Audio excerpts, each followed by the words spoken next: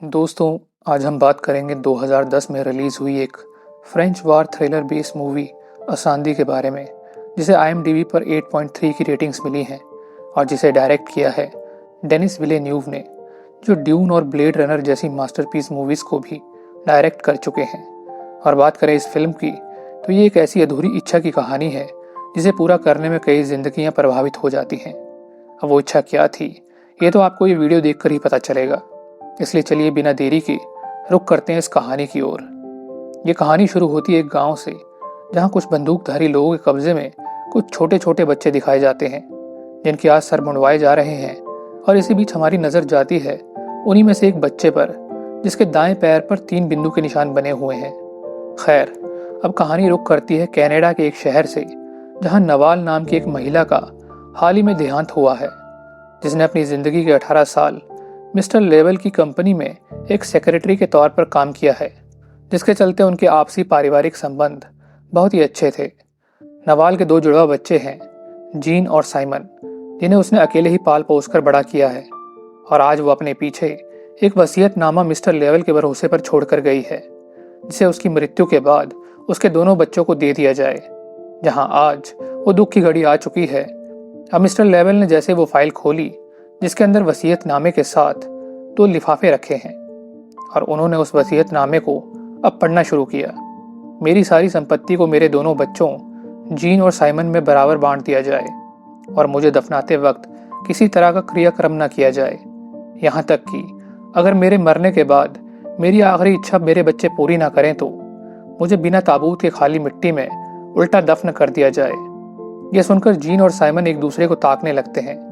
जहां इसी बीच mister level उन दोनों को एक एक लिफाफा देते हैं, जिसके अंदर एक खत मौजूद है, जिसमें बेटी जीन को आदेश था कि उसे अपने पिता को ढूंढकर ये खत बिना खोले हुए उन्हें देना होगा, और बेटे साइमन के लिए भी वही आदेश था कि उसे उनके भाई को ढूंढकर वो खत देना होगा। और जब ये दोनों काम खत्म हो जाएं, तभी मिस्टर लेवल वसीयत की अगली कार्रवाई पूरी कर पाएंगे, और उसके बाद ही वह दोनों अपनी माँ को एक विधि पूर्वक तरीके से दफना सकते हैं। अब ये सुनकर दोनों भाई बहन को आज बहुत बड़ा झटका लगता है, क्योंकि उन्हें अब तक तो यही मालूम था कि उनके पिता युद्ध में मारे गए हैं और उन दोनों के अलावा उनका कोई भाई बहन नहीं है। आखिर ये सब क्या हो रहा था? खैर, साइमन इन सब शर्तों से सहमत नहीं है, और वो अपनी माँ को पूरी इज्जत से दफनाना चाहता है। लेकिन उसके बिल्कुल अपोजिट जीन अपनी माँ की ये आखिरी इच्छा पूरी करना चाहती है, जिसके चलते अब उन दोनों के बीच में काफी बहस होती है, और वहां से निकलकर वो दोनों अलग अलग दिशा में चले जाते हैं। जीन, जो कि पेशे से मैथ की एक असिस्टेंट प्रोफेसर है, आज उसकी माँ की छोड़ी गई ये पहेली उसके लिए किसी गणित के सवाल की तरह है, जिसका हल निकाले बिना वो रह नहीं सकती। इसलिए वो ये सारी बात अपने प्रोफेसर को बताती है। उसके पिता, जो कि दरेश के युद्ध में मारे गए थे, और उसकी माँ ने भी वहीं की यूनिवर्सिटी से पढ़ाई पूरी की थी, और तो और वहीं पर उसके माता पिता की पहली मुलाकात भी हुई थी। अब उसके प्रोफेसर ने पूरी बात सुनकर उसे हौसला देते हुए कहा कि तुम एक लाजवाब मैथमेटिशियन हो, और इस सवाल को आसान बनाने का तरीका सिर्फ तुम्हारे पास ही है। साथ ही वो उसे बताते हैं कि उनका एक पुराना दोस्त हैदर वहाँ की यूनिवर्सिटी का एक प्रोफेसर है, और वो तुम्हारी ज़रूर मदद करेगा। जहाँ इसी कश्मकश के साथ घर वापस आकर जीन ने अपनी माँ का पूरा कमरा खंगाल दिया, मगर उसको कहीं भी उनकी पिछली ज़िंदगी का कोई सुराग नहीं मिला, सिवाय बस एक पासपोर्ट साइज फोटो के, जिसे देख उसे वो दिन याद आता है जब कम्युनिटी स्विमिंग सेंटर में अचानक उसने अपनी माँ को चुपचाप बैठे देखा था, मानो जैसे कि उन्होंने कोई भूत देख लिया हो। और उसके बहुत पूछने पर भी जब वो कुछ नहीं बोली, तो वो उसे अस्पताल में ले आई थी। और वहाँ से ये कहानी रुक करती है नवाल के अतीत में, जब वो काफ़ी जवान हुआ करती थी और उसे वहाब नामक एक मुस्लिम रेफ्यूजी से प्यार हो गया था, और वो दोनों वहाँ से कहीं दूर भाग जाना चाहते थे, मगर ऐन मौके पर उन्हें नवाल के भाइयों द्वारा पकड़ लिया जाता है, और वो दोनों वहाब को मौत के घाट उतार देते हैं। ऐसा इसलिए क्योंकि नवाल एक क्रिश्चियन कम्युनिटी से बिलोंग करती थी, और अपने धर्म के बाहर जाकर ये सब करना उसके भाइयों को नागवारा था, जिसके चलते अब वो दोनों नवाल को भी मारने वाले थे कि तभी अचानक उनकी दादी ने बीच में आकर उन्हें रोक लिया और नवाल को घर ले आई। जहां नवाल ने जैसे ही उन्हें बताया कि वो माँ बनने वाली है, तो उसकी दादी ने उसे बहुत खरी खोटी सुनाई, पर पोती के आंसुओं के आगे उनका दिल पसीज गया, जिसके चलते उन्होंने उसके सामने एक शर्त रखी, और वो शर्त ये थी कि इस बच्चे के जन्म के बाद नवाल को इसे भूलना होगा और शहर में अपने चाचा के पास रहकर एक नई जिंदगी की शुरुआत करनी होगी। अब अपने बच्चे की जान बचाने की खातिर नवाल ने उनकी ये बात मान ली। जहां समय ने एक बार फिर से अपनी करवट ली और नवाल ने एक लड़के को जन्म दिया। जहां जन्म के तुरंत बाद ही दादी ने उस बच्चे के दाएं पैर पर 3 बंदूक के निशान बना दिए और एक आखिरी बार नवाल की गोद में रख दिया, जिसे देख नवाल ने भी अपने भारी मन से अपने उस बेटे से वादा किया कि वो दुनिया में चाहे कहीं भी हो, उसे एक ना एक दिन जरूर ढूंढ निकालेगी। और इसके साथ कहानी आज में लौट आती है। अब जीन को पता है कि साइमन कभी भी उसके साथ आने के लिए राजी नहीं होगा, इसलिए वो उनकी माँ की एक तस्वीर उसके कमरे में छोड़कर अकेले ही दरेज शहर के लिए निकल गई है। जहाँ पहुंचकर वह अपनी माँ की उसी यूनिवर्सिटी में दाखिल होती है और वहाँ प्रोफेसर हैदर से मिलती है, लेकिन उनसे मिलकर भी उसे कोई फायदा नहीं हुआ, क्योंकि जिस समय की जानकारी वो लेने आई थी वो उस वक्त वहाँ पढ़ाते ही नहीं थे। खैर, अब इतने दूर आकर खाली हाथ लौटते हुए जीन और भी ज्यादा मायूस हो चुकी थी, जिसके चलते वो इस बार वहाँ की रिसेप्शनिस्ट से पूछताछ करती है, जो उसे वहाँ के एक बहुत पुराने प्रोफेसर के पास भेज देती है, जो नवाल की तस्वीर देखकर कहते हैं कि तुम्हारी माँ कॉलेज के पत्रकारिता विभाग से थी और ये तस्वीर कफ्फार रियाद में ली गई है, जो कि एक जेल खाना है। जिसे सुनकर जीन एक बार फिर से एक गहरी सोच में पड़ जाती है और ये कहानी फिर से अतीत की गलियों में दाखिल होती है, जहां हम नवाल को देखते हैं जो गांव से आने के बाद उस यूनिवर्सिटी में पढ़ रही है, जहां उस दौरान क्रिश्चियन नेशनल पार्टी और मुस्लिम रिफ्यूजीज में आए दिन दंगे होते रहते थे, जिसके चलते अब पूरे देश में मिलिट्री राज लग चुका है और शहर के स्कूल कॉलेजेस को बंद करवा दिया गया है। और अब घर बैठकर नवाल दिन भर रेडियो में खबरें सुनती रहती कि बॉर्डर के पास कभी घर जला दिए गए या कभी स्कूल फूंक दिए गए हैं, जिसे सुनकर उसे रह रहकर अपने उस बच्चे की चिंता हो रही थी, जो शायद अब जिंदा भी होगा या नहीं, किसे पता। ये सब खबरें सुनकर चाचा ने कहा कि शहर में कर्फ्यू लगा हुआ है और जब तक हालात सामान्य नहीं हो जाते उन्हें यहाँ से दूर पहाड़ों की तरफ अपने परिवार वालों के पास चले जाना चाहिए। जिसके चलते उसी रात नवाल ने तय किया कि वो उनके साथ नहीं बल्कि दक्षिण की तरफ अपने गांव की ओर जाएगी। जहां अगली सुबह होते ही वो घर से निकल गई और कई घंटों का सफर तय करते हुए वो दक्षिण के एक इलाके में पहुंची, जहां के लोग उल्टी दिशा में भाग रहे थे। वहां आने के बाद अपने घर वालों को बिना बताए वो कई मीलों का सफर पैदल तय करके उस यतीम खाने पहुंची जहां उसके लड़के को भेजा गया था। लेकिन वहां पहुंचकर उसे पता चलता है कि अब वहां सिर्फ लड़कियां ही रहती हैं जो आज वहां से किसी दूसरी जगह भाग रहे थे। अब उसके पूछने पर एक महिला ने उसे बताया कि यहाँ से लड़कों को 3 साल पहले ही पास के ही गांव में भेज दिया गया था, जहां पिछले कल ही हमला हुआ है, और अगर जान बचाना चाहती हो तो तुम भी हमारे साथ किसी सुरक्षित जगह पर चलो। मगर हम देखते हैं कि नवाल उसी गांव की ओर कूच कर देती है और जैसा कि उसे बताया गया था वो जगह पूरी तरह से तबाह हो चुकी थी, जहां अपने बेटे को ना पाकर वो बिलख बिलख कर रोने लगी। शायद मिलने से पहले ही उनका बिछड़ना तय था। लेकिन इसी बीच वहां से गुजर रहे एक आदमी ने उसे बताया कि यहाँ से सभी बच्चों को मुस्लिम रिफ्यूजी के ग्रुप द्वारा दरेश कैंप में ले जाया गया है, जिसे सुनकर वो एक बार फिर से उन्हीं रास्तों पर उसको ढूंढने निकल पड़ती है, जहां अब रास्ते में उसे मुस्लिम लोगों से भरी एक बस दिखाई देती है और वो उनसे दरेश जाने की लिफ्ट ले लेती है। लेकिन कुछ दूर जाने पर ही क्रिश्चियन पार्टी के लोग उनकी बस को अपने कब्जे में लेते हुए उन पर ताबड़तोड़ गोलियां बरसा देते हैं, जिसमें नवाल के साथ साथ एक और महिला और उसकी बेटी किसी तरह बच जाते हैं। अब इससे पहले कि वो लोग बस को जला देते, नवाल उन लोगों को बताती है कि वो भी एक क्रिश्चियन है और अपनी बेटी के साथ इस बस में सफर कर रही है। ये सुनकर वो लोग नवाल और उस बच्ची को जाने देते हैं, लेकिन उस औरत को मौत के घाट उतार देते हैं, जिसे देख वो बच्ची अपनी माँ की तरफ भागती है, लेकिन वो निर्दयी लोग उसे भी खत्म कर देते हैं। और इस तरह उस आग में लिपटी हुई बस के साथ साथ नवाल की उम्मीदें भी धुआं होते हुए दिखाई देती हैं। खैर, वहीं दूसरी ओर अब यूनिवर्सिटी से निकलकर जीन अपनी माँ के गांव की ओर जा रही है, जो अब किसी तरह अपनी माँ के परिवार का पता पूछते हुए उन तक पहुंच भी गई थी, जहां उसकी मुलाकात अपनी माँ के रिश्तेदारों से होती है, जो नवाल का नाम सुनते ही मुंह बनाने लग जाते हैं, क्योंकि उन्हें आज भी लगता है कि नवाल ने उनके परिवार पर कालिख पोती है, इसलिए ना तो उन्हें उससे कोई लेना देना है, ना ही उसके बच्चों से। और ये सब सुनकर जीन को एक बार फिर से खाली हाथ वहां से जाना पड़ता है। कहने को अब नवाल और जीन एक ही जगह पर 2 अलग अलग समय में सफर कर रहे हैं, जहां जीन की तरह नवाल भी जब हर तरफ से नाउम्मीद हो गई तो उसने बदला लेने का फैसला किया और जा पहुंची मुस्लिम रेफ्यूजी ग्रुप के लीडर शमशुद्दीन के पास, जिसने उससे जब इसकी वजह पूछी तो वो बोली, मेरे पति देश के मुस्लिम रेफ्यूजी थे जिन्हें मेरे भाइयों ने मार दिया और मेरे बेटे को इस युद्ध ने निगल लिया है, इसलिए मेरे पास जीने की ना तो कोई वजह बाकी है और ना ही मन में कोई खौफ। मुझे बस बदला चाहिए, इसलिए मैं अब तुम्हारे काम आना चाहती हूँ। जिसके चलते थोड़े दिनों बाद उसे क्रिश्चियन नेशनलिस्ट लीडर के यहाँ उनके बेटे की ट्यूटर के तौर पर लगा दिया जाता है। अब वो खुद एक क्रिश्चियन थी, इसलिए किसी को उस पर शक भी नहीं हुआ। धीरे धीरे जब उस पर निगरानी कम हो गई तो वो उसी लीडर के परिवार के साथ अब उठने बैठने लगी थी, और जब विश्वास पक्का हो गया तब एक रात उसे काम को अंजाम देने के लिए कहा गया, जहां अगले दिन ट्यूशन पढ़ाते वक्त वो बंदूक लेकर बाहर आई और सारी गोलियां उस नेशनलिस्ट लीडर के सीने में उतार दी, जिसके चलते उसे फौरन जेल में कैद कर लिया जाता है। खैर, कहानी फिर आज में दस्तक देती है और यहाँ जीन अपनी माँ के अतीत का पीछा करते हुए उसी जेल में जा पहुंची जो काफी साल पहले बंद हो चुकी है, जहां अब हालात बदल चुके हैं और वो जेल एक वीरान खंडर में तब्दील हो चुकी है। अब वहां पूछताछ के दौरान उसे पता चलता है कि उसकी माँ के बारे में शायद फरहीम हरसा नाम के एक शख्स को मालूम हो, क्योंकि वो इस जेल में काम करता था जो आज पास के ही स्कूल में चौकीदार है। अब बताए हुए स्कूल में पहुंचकर जब जीन ने फरहीम को अपनी माँ की फोटो दिखाई तो उसे देखकर उसने कोई रिएक्ट नहीं किया, मानो जैसे कि वो उसे जानता ही ना हो। मगर जब जीन ने कहा कि वो उसकी माँ थी तो फरहीम को अपनी चुप्पी तोड़नी पड़ी और उसने बताना शुरू किया। ये कैदी नंबर 72 है जो हमेशा जेल में एक गीत गाया करती थी और उसे एक क्रिश्चियन नेशनलिस्ट लीडर की हत्या के जुर्म में 15 साल की लंबी सजा हो गई थी।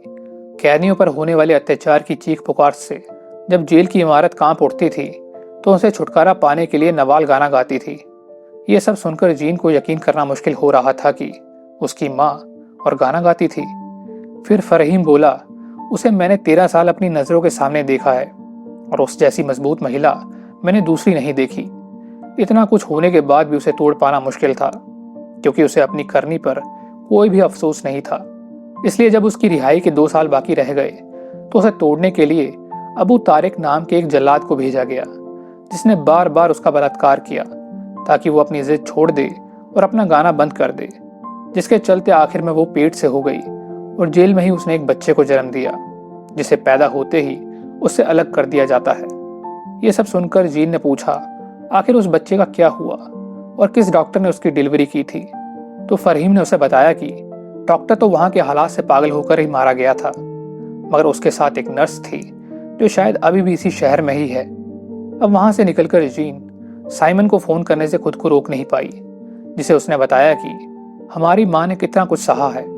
वो जेल में रही थी जहां उनका बार बार बलात्कार हुआ था और उसी जेल में ही हमारा वो भाई पैदा हुआ था। ये सब सुनकर साइमन और मिस्टर लेवल जीन के पास जाने के लिए निकल पड़े और उनके वहां आने पर जीन उन दोनों को देखकर बहुत ही खुश हुई और वो साइमन से कहती है कि शायद हमें हमारे भाई का पता चल जाए। उनकी डिलीवरी के टाइम जो नर्स थी, हमें उनसे मिलने जाना है। वो काफ़ी बुजुर्ग हो चुकी है और एक हॉस्पिटल में भर्ती है, क्या पता कितना याद होगा उन्हें। मगर जैसे उसने नवाल का नाम सुना तो उसकी आंखों में एक चमक सी आ गई और उसके बेजान पड़े हुए शरीर में मानो एक बार फिर से जान आ गई हो। वो उन्हें बताती है कि मैं नवाल को अच्छे से जानती हूँ और मैंने ही उसकी डिलीवरी की थी। उसके बच्चे को मैंने ही बचाया था और यहाँ से निकलते वक्त उसे सौंप दिया था, और यहाँ तक कि उसको 2 जुड़वा बच्चे हुए थे। अब ये सुनते ही वो दोनों सहम से गए, क्योंकि वो इस बात को मानने के लिए तैयार ही नहीं थे कि वही ये बच्चे हैं।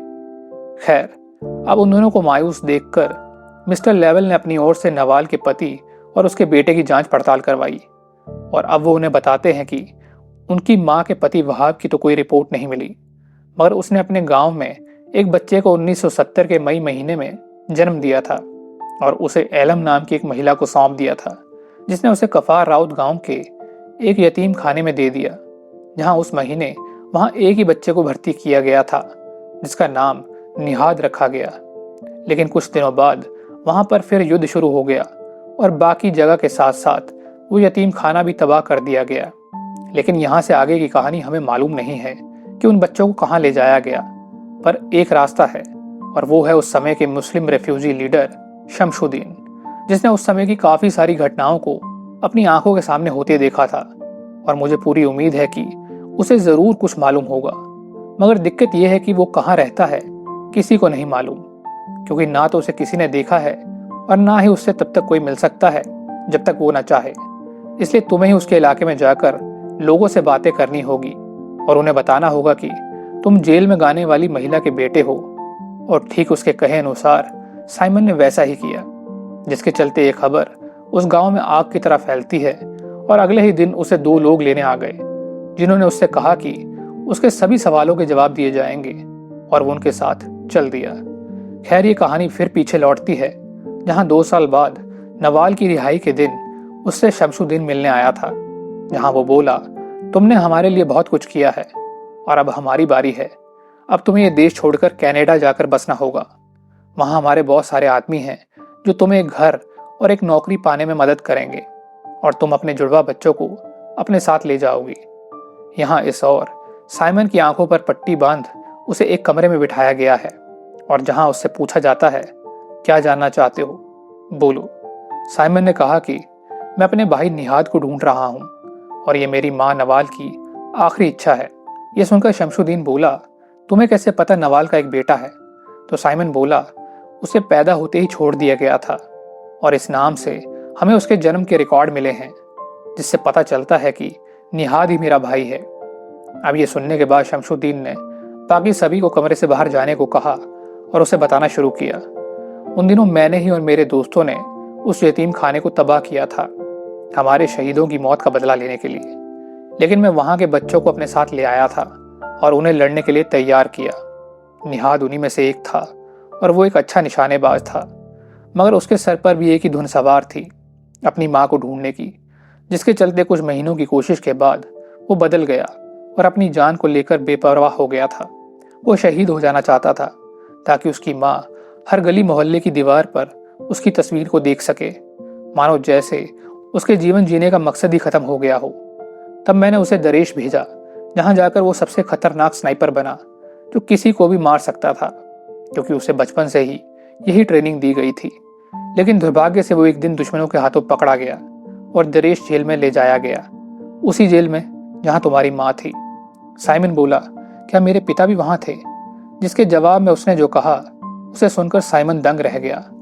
इसके बाद वो वापस होटल आ गया, और जब जीन ने कमरे में आकर उससे पूछा कि क्या हुआ वहां पर, तो साइमन का शरीर बुरी तरह से बुखार से तप रहा है।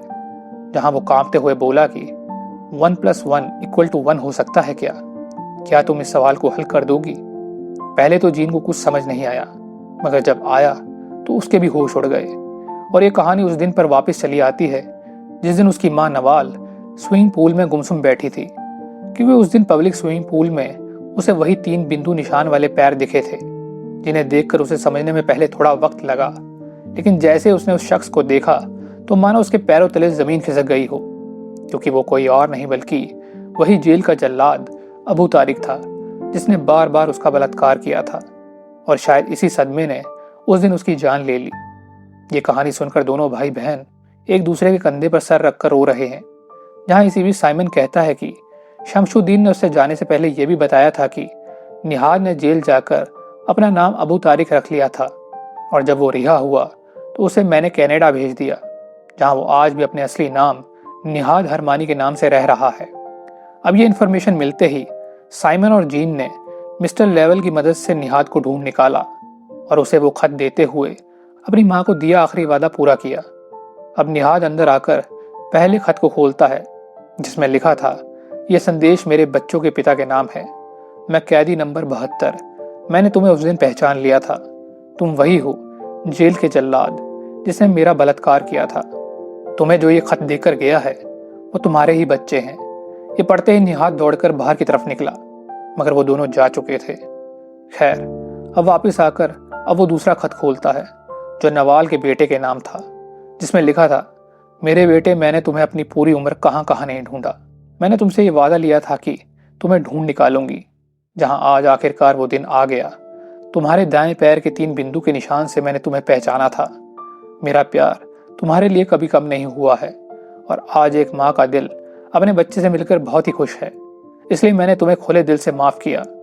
कैदी नंबर 72। वहीं दूसरी ओर अभी अधूरी इच्छा पूरी होते ही आखिरकार उनकी मां को पूरी विधि से कब्र देने की इजाजत मिल गई, जहां एक आखिरी बार हम निहाद को देखते हैं जो पश्चाताप के समंदर से घिरा हुआ दिखाई देता है, जिसके साथ साथ जीन और साइमन को भी दिखाया जाता है जो अपनी मां का वो आखिरी खत पढ़ते हैं जो उसने अपने मरने से ठीक पहले मिस्टर लेवल को सौंपा था, जिसमें लिखा है, मेरे प्यारे बच्चों, आज मेरी कहानी तुम्हारे सामने खुली किताब की तरह पड़ी है।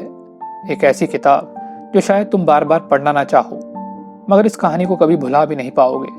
खैर, तुम दोनों का यह जानना भी जरूरी था कि आखिरकार ये कहानी यहाँ तक कैसे पहुंची। तुम्हारा तहे दिल से शुक्रिया मेरे बच्चों, मेरा यह अधूरा काम पूरा करने के लिए। काश मैं तुम्हारा बचपन फिर से जी पाती जिसे तुमने खोया है। काश तुम्हें और ज्यादा प्यार कर पाती। पर आज जब समय खत्म होने को है, मैं कहना चाहती हूँ कि मन में बिना किसी शर्म या संकोच से अपनी जिंदगी जीना। मेरा प्यार तुम तीनों के साथ है। और इस तरह इस फिल्म का ये अंत हम दर्शकों के मन में कई अधूरे सवाल छोड़ जाता है, जहाँ कौन सही था और कौन गलत ये बता पाना किसी पहेली से कम नहीं है। तो फिर इस रिश्तों के जंजाल से कैसे निकला जाए? इसका बस एक ही जवाब है, दूसरों और खुद को माफ कर दो, तभी इस चक्रव्यूह से आजाद होकर फिर से उड़ पाओगे।